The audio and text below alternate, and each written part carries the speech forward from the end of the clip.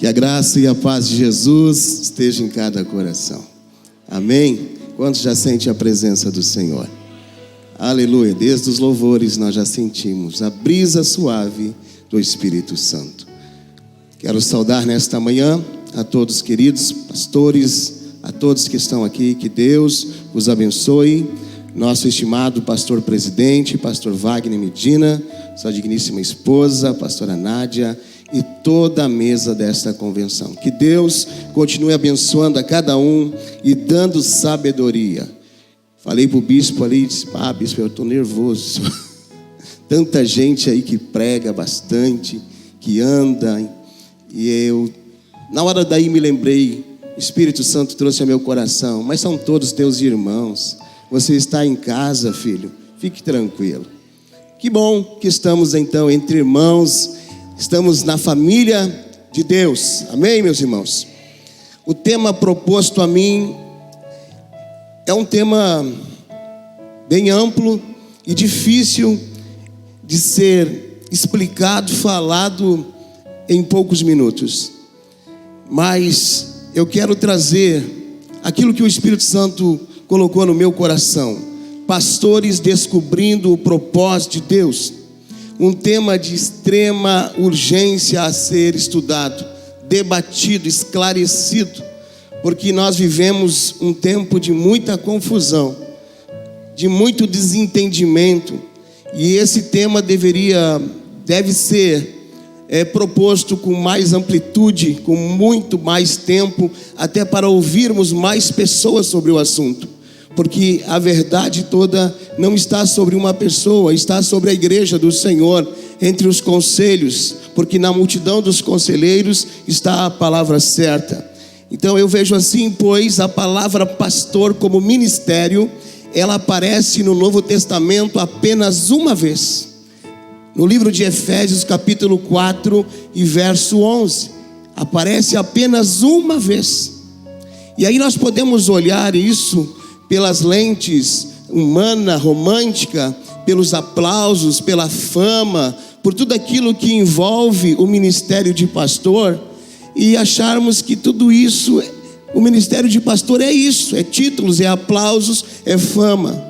Mas podemos olhar também pela visão bíblica, como chamado, como vocação e como missão, porque é Deus quem dá pastores às igrejas, não é a igreja que dá pastores. Então, olhando para esta palavra e olhando para esse contexto, eu entendo que todos que vão para uma missão precisam de preparo, precisam de maturidade. Eu ouvi o pastor Luciano Subirá falando que há uma necessidade do obreiro ter maturidade. Maturidade não tem a ver com conhecimento. Maturidade tem a ver com um tempo de experiência no trabalho.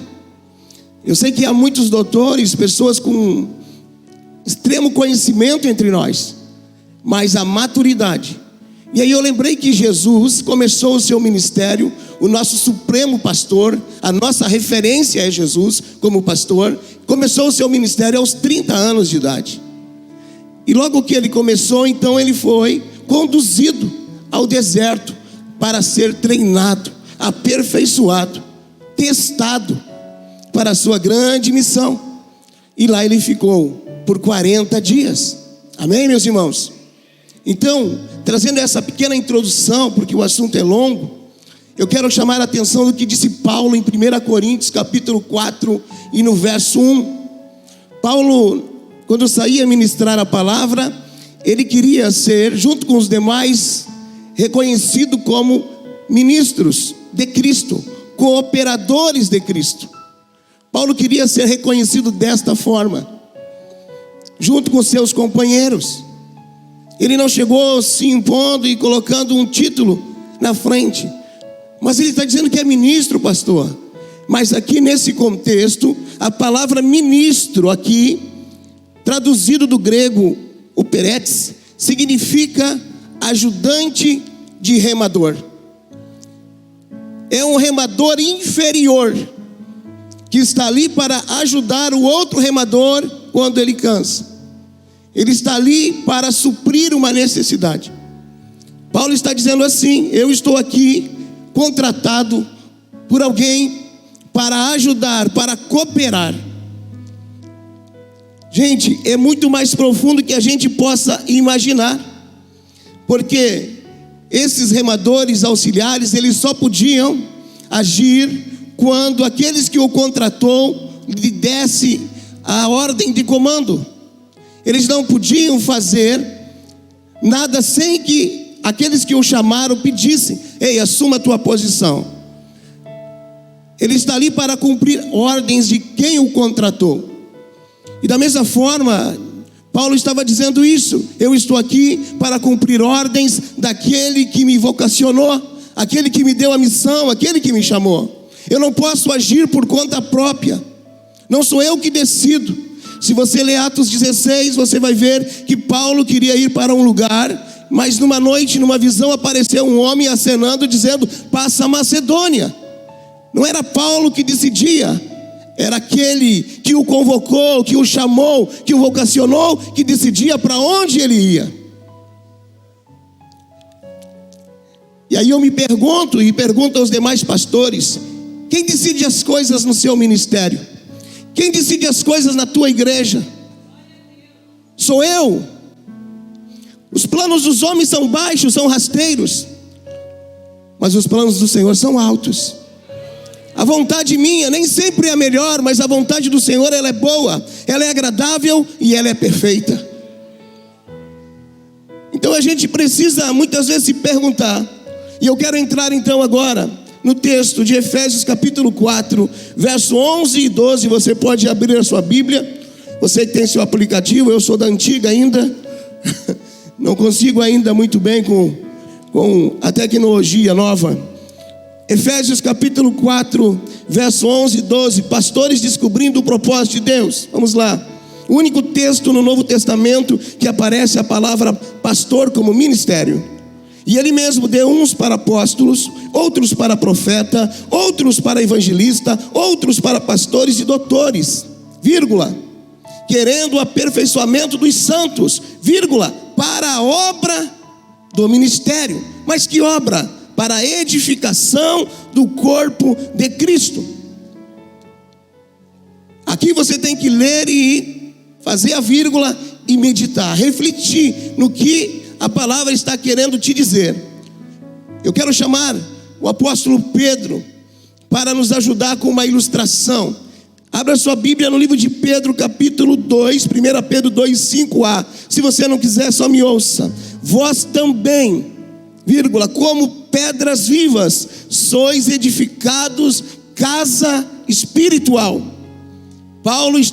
Pedro está dizendo aqui que nós somos pedras vivas. Jesus está falando que todos nós somos pedras vivas, porque nascemos de novo. Porém, não podemos parar como pedras vivas, porque um monte de pedra num canto de uma obra não é uma construção, não é um edifício, não é a casa de Deus, não é o corpo de Cristo. Um monte de pedra jogada num canto não é.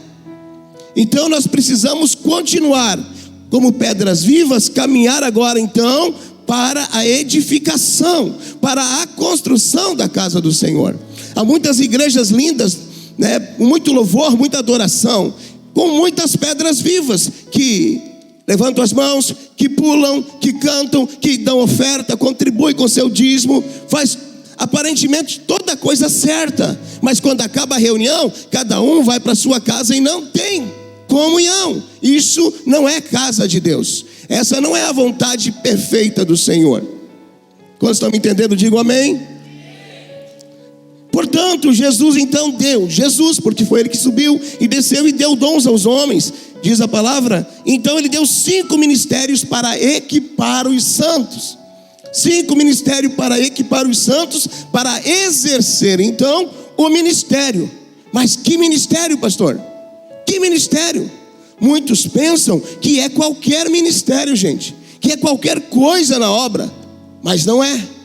Veja no final do verso 12 novamente de Efésios 4: para a obra do ministério, vírgula, a edificação, ou para a edificação do corpo de Cristo. Então aqui nós vamos perceber que os 5 ministérios têm um objetivo final: construir a casa de Deus, edificar o corpo de Cristo. É para isso que foi dado esses 5 ministérios. Eles são, escute isso, os mais importantes, pastor Medina, os mais importantes. Os 5 ministérios são o mais importante na construção do corpo de Cristo. O Atmani chega a dizer que ele é o ministério. Ele junta os 5 e diz: é o ministério. Trabalham juntos para a construção, a edificação do corpo de Cristo. Amém, meus irmãos? Glória a Jesus. Todos os demais ministérios precisam dar suporte aos 5 ministérios principais. Por exemplo, você não consegue viver sem o seu coração. Você não consegue viver sem seu pulmão. Você não consegue viver sem os seus pulmões. A mesma forma, a igreja ela não sobrevive sem os 5 ministérios principais. Mas você consegue sobreviver sem um braço, sem uma mão, sem uma perna, sem um olho. Você está entendendo? Os demais são importantes, são de extrema importância. São, mas para dar o suporte. Eu vejo isso lá na igreja. Ministério infantil, ministério base, ministério de louvor, ministérios demais da diaconia, que dão todo o suporte para os 5 ministérios principais poder desenvolver o seu chamado, os seus propósitos. Você precisa entender isso, porque senão não vai dar certo.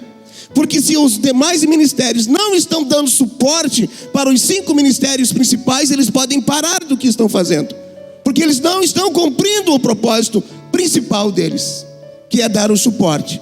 Quantos me entendem até aqui? Glória a Deus, aleluia, louvado seja o nome do Senhor. Eu preciso correr aqui, então eu vou caminhar adiante e vou pular algumas etapas. Qual a grande missão então dos 5 ministérios? Vamos lá: construir e edificar o corpo de Cristo. E o primeiro ministério a colocar a mão na massa é o ministério de evangelista. Tem ministério de evangelista na tua igreja? Tem evangelista lá? Qual é a missão do ministério de evangelista? Junto no composto desses 5 ministérios: buscar as pedras mortas, trazer para dentro da obra para elas serem transformadas em pedras vivas. Pedras vivas. E quando a gente traz lá de fora essas pedras, elas vêm de tudo que é tipo: pedras redondas, quadradas, bicudas, pedras afiadas que machucam, né? Ferem as pessoas, falam que não deve falar, mas é porque estão no processo. Então, os evangelistas têm esta missão. Agora, quando você tem uma igreja que o ministério de evangelista não cumpre o seu papel, segundo ministério é o ministério de mestre, professor, doutor, conforme a tua tradução. O que esse ministério vai fazer? Ele vai trabalhar nessas pedras, ele vai aprimorar essas pedras, ele vai dar formato para essas pedras conforme a pedra angular, a pedra de esquina. Vai trabalhar nessa pedra, vai pegar um martelo, uma marreta e vai cortar, vai fazer dela conforme a necessidade da obra. O mestre vai fazer isso, vai trabalhar na pedra para ela se tornar como a pedra angular. E então vem o terceiro ministério, que agora é a nossa hora: ministério de pastor. O que o pastor vai fazer agora? O pastor vai pegar essas pedras que já foram moldadas, aperfeiçoadas, e vai colocar uma do ladinho da outra. Os pastores têm a missão de construir, então, colocando uma pedra do lado da outra e colocando muito amor, que é a liga, o cimento, para que um possa amar o outro. Lá na sua igreja, um ama o outro, um ajuda o outro, um socorre o outro. Esse é o trabalho do pastor, fazer esse trabalho, fazer que as pedras elas se ajudem. Amém? Por isso que a igreja primitiva, meus irmãos, era tão forte na comunhão, porque eles praticavam isso. A Bíblia nos mostra que eles vendiam as suas propriedades para ajudar aqueles que não tinham. A Bíblia diz que de nada eles tinham falta. Não precisava muita estratégia, era só fazer o que a Bíblia ensina, o que o sumo pastor Jesus Cristo deixou como lição: amar, ter comunhão, ajudar, estender as mãos. Era isso que eles faziam. E a Bíblia diz que eles caíam na graça do povo. E a cada dia chegava mais gente para congregar. Eles estavam juntos nas orações, no partir do pão, na comunhão, meus irmãos. Havia um pastoreio, um pastoreava o outro, pastor Daniel. Um ajudava o outro. Isso é pastoreio. E eu me lembrei, Marco Albernaz, do nosso querido pastor Prentes, lá no seminário, que ele sempre nos ensinava assim, dizendo: você precisa amar como Cristo, pensar como Cristo, sentir como Cristo, servir como Cristo, que chegou a servir até o ponto de dar a sua própria vida por nós.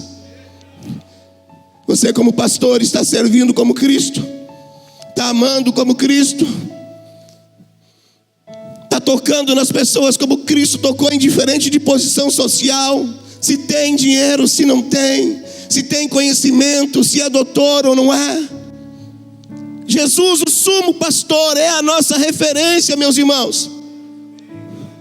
Ele é a nossa referência. Ele é o grande pastor. Se eu quero descobrir o propósito de Deus para a minha vida como pastor, eu tenho que olhar para Jesus. Eu não tenho outra referência, pastor Wagner. É Jesus. O ministério de pastor é isso. Terminada a construção? Não. Como é que eu sei se eu coloquei então, pastor, as pedras no lugar certo? Eu preciso do quarto ministério.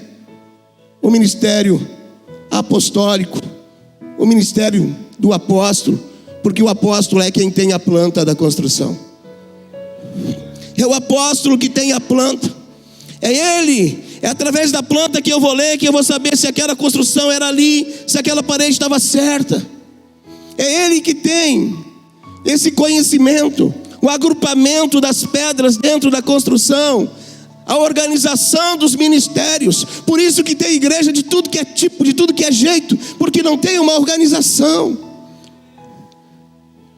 E às vezes a gente é muito orgulhoso, vaidoso, e não quer pedir ajuda. A grande maioria de nós se formou na peleia mesmo, no dia a dia. Eu sou cristão desde criança, de berço. Sou lá do interior, lá de Palmeira das Missões. Por isso meu linguajar é assim meio, do interior mesmo. Então, gente, é assim. A gente precisa da planta para ver se colocou tudo no lugar. E aí a gente precisa do apóstolo. Obra concluída? Não está concluída.